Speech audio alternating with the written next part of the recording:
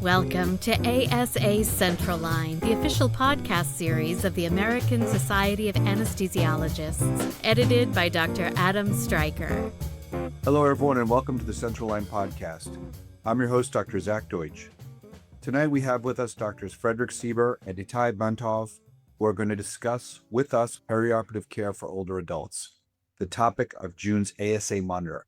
I'd like to meet both our guests who we've not had on the program before. So, gentlemen, could you take a moment to introduce yourself to our listeners and tell them a little bit about your background and your work in perioperative care? Dr. Bentov, we'll start with you. So thank you for having us. My name is Itay Bentov. I am a clinician scientist at the University of Washington, and I provide perioperative care at Harborview Medical Center, where I am right now. Harborview Medical Center is the only level 1 trauma center in the 5 states of the WWAMI area, which basically covers almost a quarter of the landmass of the United States. It's the states of Washington, Wyoming, Alaska, Montana, and Idaho. Accordingly, my research has focused over the more than 2 decades at understanding the basic mechanisms that govern the response to injury in older adults. I'm here also as the chair of ASA's Committee on Geriatric Anesthesia. Wonderful. And Dr. Sieber, can you give us a little rundown on yourself, please? Sure. First of all, it's a pleasure to be here. My name is Frederick Sieber. I'm a professor of anesthesia at Johns Hopkins. My main area and focus of my research for the last 30 years has been in geriatric anesthesia. In particular, my research is focused on trying to optimize outcomes in the older surgical population, both through anesthetic techniques as well as better predictive screening. I've been funded by the NIH and PCORI in both single-site and multi-site trials over the last 30 years. And currently, I have a pretty close relationship with our aging center at Hopkins, where we're doing a lot of work looking at frailty assessments as well as trying to better define resilience in older patients. Okay, so we have East Coast, West Coast. We've got Washington and Hopkins. Wonderful. So that'll give us some breadth to our discussion. We'll start off with definitions. For you, Dr. Bentov, the concept of geriatrics, of course, is very foreign to all of us who work in perioperative medicine. But honestly, give us some basics. When you're talking about geriatric medicine, geriatric patients, what exactly does that mean? So older age is the final stage of human life, of the human lifespan, and usually it's defined around the 7th decade of life.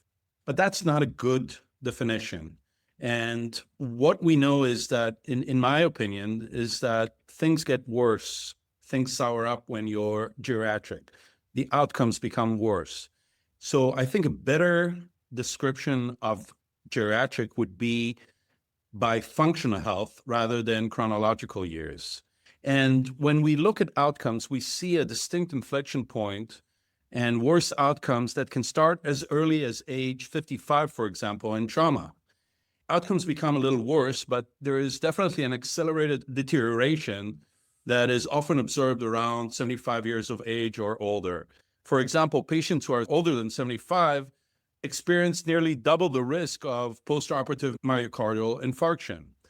And as an anesthesiologist, it touches all of our care areas. For example, it touches not just trauma and surgery, but also oncology outcome and even infectious diseases, as was clearly demonstrated in the last COVID-19 epidemic, in which older adults were the ones who suffered the worst outcomes. Furthermore, when geriatric patients undergo surgery, there is a failure to rescue rate that just increases and increases dramatically with age. For example, if there is a complication, patients who are older than 80 years old have an exponentially high mortality because they cannot recover from their complication. And lastly, non-mortality outcomes also worsen with age. And it's not just or heart failure or kidney failure. It's also, to a great degree, the focus of our discussion, postoperative delirium and postoperative neurocognitive outcomes, as well as functional decline. Thank you so much for that answer. As I alluded to, we're aware we're seeing more complex and older patients. In that mix, though, are we underestimating the prevalence of perioperative neurocognitive disorders, things that are really important to us in terms of outcomes, quality, and other things, such as postoperative delirium and delayed cognitive recovery? Dr. Sieber, I'd like you to comment on that. Certainly. First of all, in the broad context of this question, it's important to understand that in terms of patient satisfaction, postoperative neurocognitive problems are a huge issue because most older patients are more concerned about returning to their former level of independence and function. However, there's a real problem right now in terms of healthcare literacy, both amongst healthcare providers as well as patients themselves. I mean, look at these statistics that many physicians and patients are not really aware of. For instance, in all comers and older surgical patients, the delirium incidence is as high as 5 to 15%. In certain high-risk groups like hip fracture, it's as high as 16 to 62%. In addition, delirium and postoperative neurocognitive problems are associated with complications, and they are also associated with an accelerated downward trajectory in terms of cognitive function over time.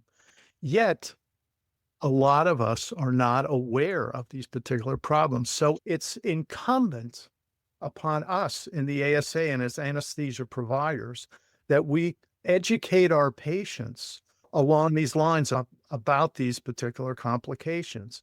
And I would refer us all, I think that the ASA has really done a great job in terms of their brain health section for some handouts that you can give to patients to start the conversation and educate them about this.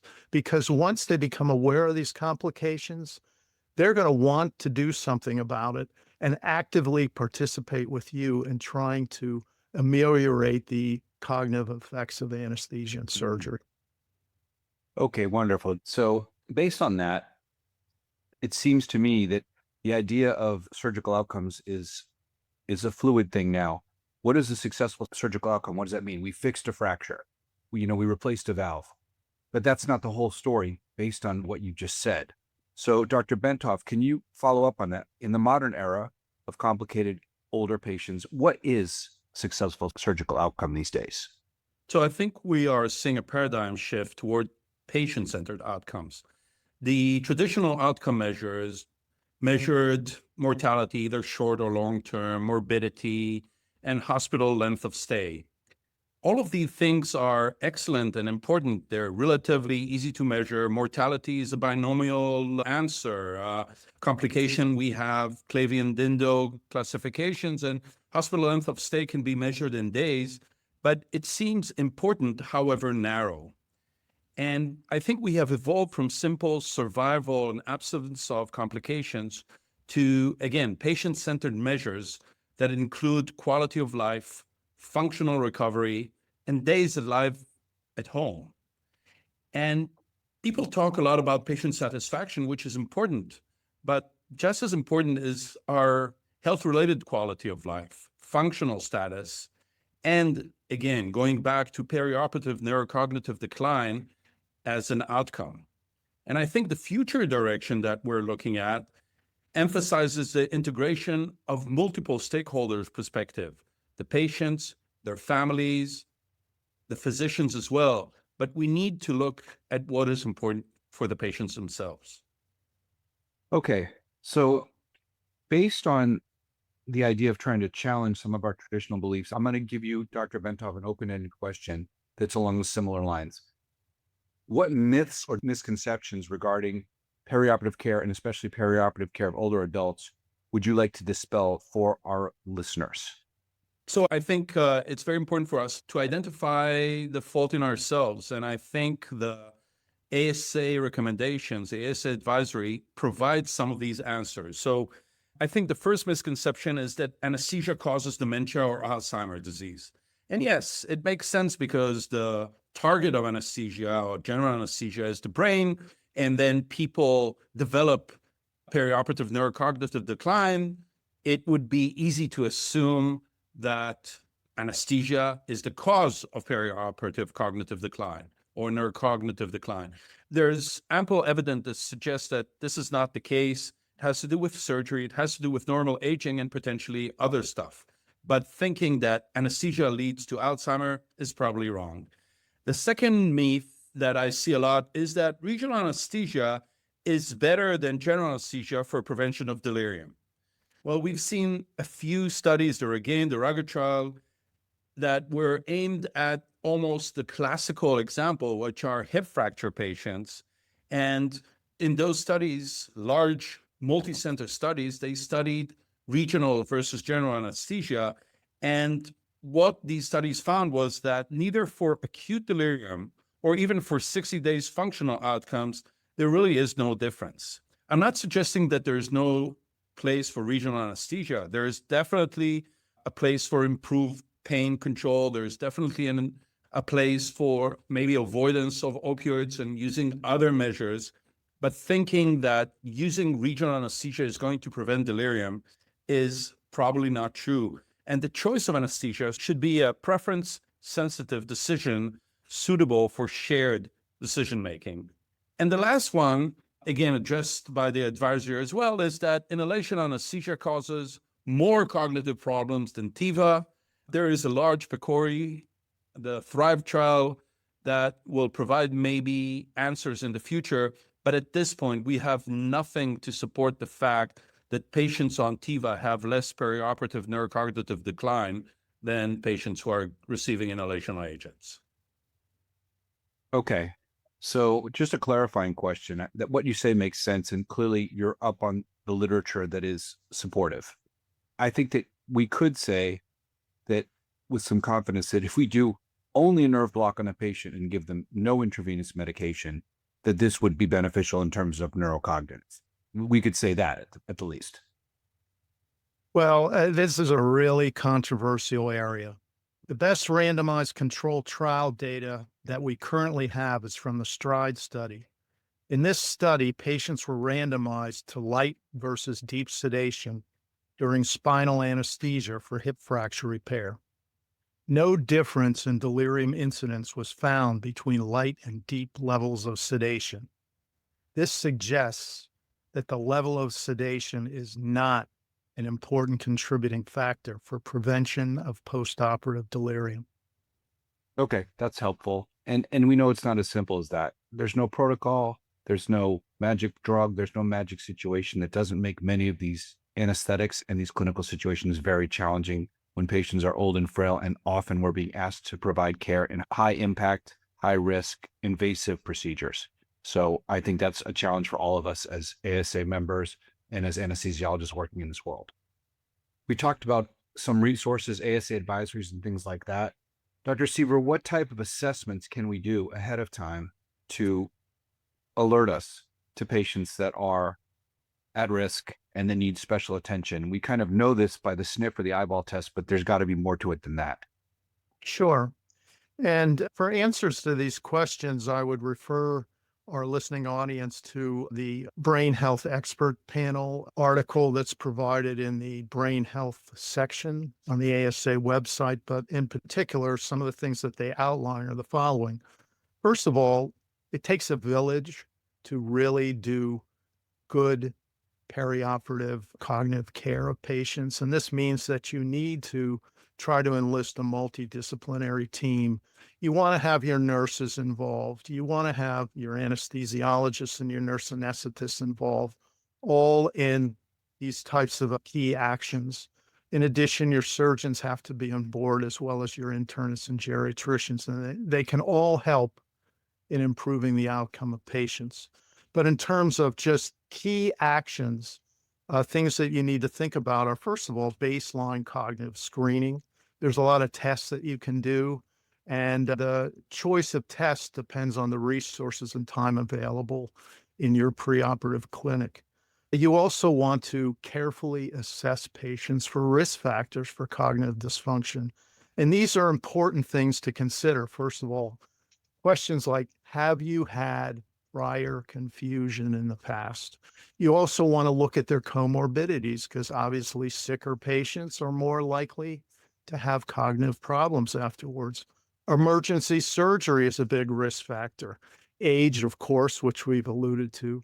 The type of surgery is important. Some types of surgery have much higher incidences than others. And also, you want to look at polypharmacy and looking at particularly the Beers criterion drugs and try to eliminate their use. In addition, other preoperative screens that you want to think about are things like frailty screens. It's been shown that just having frailty leads to doubling the possibility of having postoperative delirium. So you want to assess for that. There's some newer data coming out that possibly depression is also an important thing to look at, as depression has been linked with cognitive dysfunction postoperatively. And if you're worried about delirium or worried about cognitive dysfunction, you need to screen for delirium, both preoperative and postoperatively. Now, sometimes it's not possible to screen every single older patient. So at least you want to try to focus on those patients that are higher risk, which we've talked about some of the risk factors. But in particular, you want to try to focus on those undergoing urgent surgery, where you have a very high incidence of postoperative delirium. And it's also important to screen for delirium in the recovery room prior to discharge. There's many types of delirium screens that you can perform. Many of them can be done by the nursing staff with very little training. But those are the three types of things that you want to do. You want to assess for risk factors and cognitive screening. You want to do delirium screening, and you want to assess for frailty. Okay, Dr. Sieber, bear with me. I'm going to hit you up for one more question because it follows up directly on what you just talked about. So we need to screen people, whether we do it or we do it by proxy, and we find a positive result in whatever phase of the continuum of care we're at. At that point, what do we do? What's an effective intervention as perioperative physicians that we can engage? Sure, there's been a lot of work done on this all the way back to 1990. So I'm going to go with some of the simple things you can do and some of the more complicated things. First of all, I'm going to tell you once again, it's important that a village does this and not just you alone. So you want to try to get a multidisciplinary team together, and particularly the geriatricians or internists can help you a lot in managing the patients during their hospital stay. There's also this question of cognitive rehabilitation. Now, there is some data that a cognitive rehabilitation does lead to a lower incidence of delirium, but the data is sparse enough that we can't make firm recommendations on this. But I think that probably as more studies come out, we're going to have a better handle on what we can do preoperatively and prehabilitation-wise in the cognitive realm to try to decrease neurocognitive problems postoperatively. Then there's the basic things that you can kind of institute at your particular place of practice. The most important thing to do is non-pharmacologic interventions, and these would be based on early work by Sharon Inouye back in the 1990s. And these are very basic things that you can have your nursing staff do. They're everything from constant orientation, cognitive stimulation, just talking to patients makes a big difference. Having their family around, making sure that they have their glasses, their hearing aids, that you mobilize them early, making sure that they are not only in the recovery room if possible, but in their hospital beds, that they're able to see day and night. So they're at a window. All these things are really important for reorienting patients. They're simple things that you can do to help to prevent delirium. Pain management is important.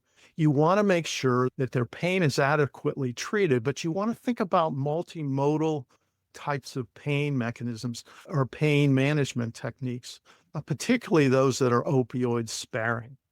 Now, there's a whole list of Beers criteria drugs, which are listed in several of the articles posted on the ASA Brain Health website. But the thing to remember is that you want to consider the risks and benefits of the Beers criteria medications that have potential central nervous system effects, because these drugs may increase the risk of postoperative delirium. So you want to at least look at risk benefit of these types of drugs.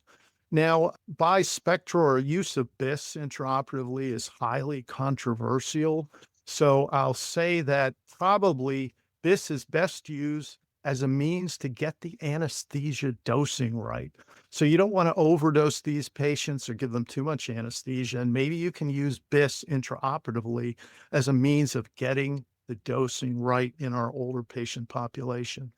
Now, from our most recent practice advisory, a couple things came out that you can think about. One is the use of dexmedetomidine, both intraoperatively and postoperatively. And there's a lot of data to show that it may be efficacious in decreasing the incidence of delirium. However, it comes with a caveat. You need to keep in mind the risk of hypotension and bradycardia in older patients given this drug. So it's a risk benefit type of decision that you need to make in terms of using that drug. There's also the question of antipsychotics for managing delirium and also prevention. It's important to note that antipsychotics should only be used in low doses and in patients who are agitated. They shouldn't be used to prevent delirium. And those are the basic things that you can think about in managing these older patients. I'm curious about the role of dexmedetomidine because my thought would have been, I'm surprised at these findings in the literature. My thought would have been that it's going to cause sedation that is going to outlast things like propofol or inhaled agents. Does it not surprise you that this has found a positive association in terms of cognitive recovery and things like that? Well, the answer to this is unclear.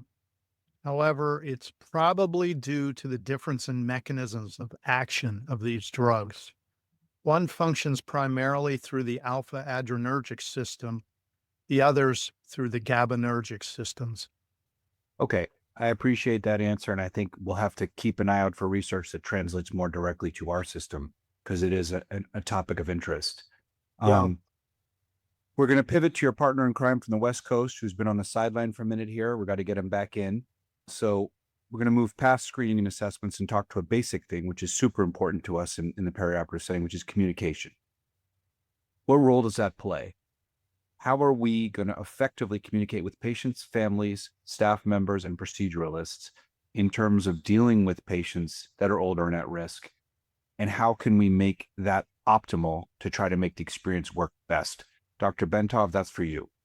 I think taking care of the sick, the vulnerable, the very old is very empowering and very fulfilling. So I think when we have a complicated patient, we tend to communicate between ourselves as a general way of between surgeon and anesthesiologist and sometimes primary care physician, et cetera. I think this is true to involve even more stakeholders. So if the traditional surgical consent often focused on basically predominantly immediate surgical risk rather than what's important for the patient, the long-term considerations such as functional decline and caregiver needs. And when we have a shared decision-making process, it fosters collaboration, not just between us as caretakers, but also between the patients and the families. And this leads to improved patient satisfaction, reduced decisional conflict, and greater trust between everybody. And I think if I needed to have surgery, these are the three questions that I would ask. And these are the three questions that I would suggest that we include in the discussion between the surgeons, us, and the patients and their families. So the first question that I think should be is, should I have surgery? And what are the alternatives? What are the expected benefits of having surgery? The second question I would consider asking is, what should I expect if everything goes well? What would my recovery look like? What would be the impact on my daily life? And lastly, what happens if things go wrong? What are the serious complications? What are my advanced care planning and directives? So I think when we communicate between ourselves, we have to center the discussion for all of us on these questions. Should I have surgery? What should I expect if everything goes well? And what happens if things go wrong? Okay, that's a good answer. And I think it goes to the core again of what we're trying to accomplish, being at the center of the perioperative continuum or being someone that can coordinate things across different disciplines. So I'm going to stick with you, and I have a pop quiz for both you guys. Dr. Bentov, it's going to start with you. I want you to give our readers and listeners a quick strategy. I'm going to give you a scenario. So your scenario is you're doing a patient with a small bowel resection who needs to have an XLAP because it is now surgically indicated, hasn't been able to be treated medically, condition is declining. The patient is elderly, frail, and has known mild dementia. So you've got to give our listeners the way you would approach this case for best outcomes. So if I have time, I would start with some prehabilitation. I would like to increase their exercise capacity. I would like to ensure that they're well nourished. I would like to make sure that they can use incentive spirometry effectively. I would like to give them some, I would say, games or quizzes to make sure that they are activating their mind. And lastly, I would meet with the families and tell them how I would want for them to be involved in the patient's care after surgery. I want them to bring stuff from home that would remind them of home. I want to make sure they orientate them. Maybe make sure that they have a large clock around and pictures of their loved ones and remind them that there are people out there for them. During surgery, I would monitor the depth of anesthesia. I would use a regional technique, epidural if I can. If the patient's on anticoagulants, I would use erective sheath block or something of that sort. I would ensure that I would probably give them dexmedetomidine if they're not bradycardic or hypotensive, probably not at a high dose. And if possible, I would also continue dexmedetomidine into the postoperative period because I know that I don't have good evidence to suggest it, but dexmedetomidine may help their sleep hygiene. After surgery, I would go back to all the things that Dr. Sieber talked about, making sure that the Foley comes out as soon as possible, making sure that they get their glasses, making sure that they have their hearing aids, that their sleep hygiene is kept, and doing all those things that are so easy and so simple, but we forget to do these very often. And lastly, I would try to move them out of bed as soon as possible. Okay, so a quick clarification. Dexmedetomidine infusion, intra and post, and inhaled agent along with that? You can use inhaled agents or you can use Tiva, whatever is your preference, but I wouldn't choose one over the other. Again, because of the suggested benefit of using dexmedetomidine, even just to improve sleep hygiene, I would consider using that. Okay, thank you. Now, Dr. Sieber, we're going to move on to you for your pop quiz. You're going to have a patient who's also elderly, let's say in their 90s. And what do we see often in these patients? They've fallen and they've broken their hip, and that's an isolated injury that this patient has. The patient doesn't have known cognitive dysfunction at baseline, but has had problems with delirium after previous procedures. So now it's your turn. Tell me how you're going to approach this patient for best outcome. Okay, preoperatively, I would perform a nerve block and screen the patient for delirium. I would induce the patient in their bed because of the extreme pain that patients with hip fractures experience. I do the case under general anesthesia using short-acting agents, primarily intravenous. I would use a BIS monitor to gauge my level of anesthesia. I would use opioid-sparing techniques for pain management, both intra and postoperatively. In the recovery room, I would ask the nurses to screen the patient for delirium. I'd ensure that the patient received their glasses and hearing aids as soon as they were able to use them. I'd ask the nurses to regularly reorient the patient and talk to them. And I'd ask that the family be present at the patient's bedside as soon as the nurses were comfortable doing so. Okay, that's an excellent structural summation and also gives some granular nuts and bolts information for readers and listeners, and I appreciate that, Dr. Sieber. So we're about to wrap up here. Dr. Sieber, I'm going to ask both you and Dr. Bentov, talk to us about things that we maybe haven't covered right here, but are going to be showing up in the May issue that are important for readers and listeners to know about? Some bullet points, if you would. Absolutely. So the important highlights that frame conversation here that are in the Monitor article are the following. First of all, there's a lot of information about cognitive testing preoperatively, and there's information concerning best choices, limitations of those different types of assessment tools, as well as the time required and the training required. So that would be an important thing to look at. In addition, there's also information on how to talk to patients about neurocognitive dysfunction postoperatively to help educate them about this particular problem. As alluded to in the introduction, even though we know things that we should be doing in our practice to prevent neurocognitive dysfunction, there is an implementation gap. And one of the articles points to that, looking at data from the NISQIP database showing the lack of cognitive and delirium testing in surgical patients virtually on a nationwide basis, showing us that we really have to do better in terms of implementing the types of recommendations that we're putting out. And last but not least, it's important to know and to keep in mind that care of the older patient, both cognitively and overall, is not episodic.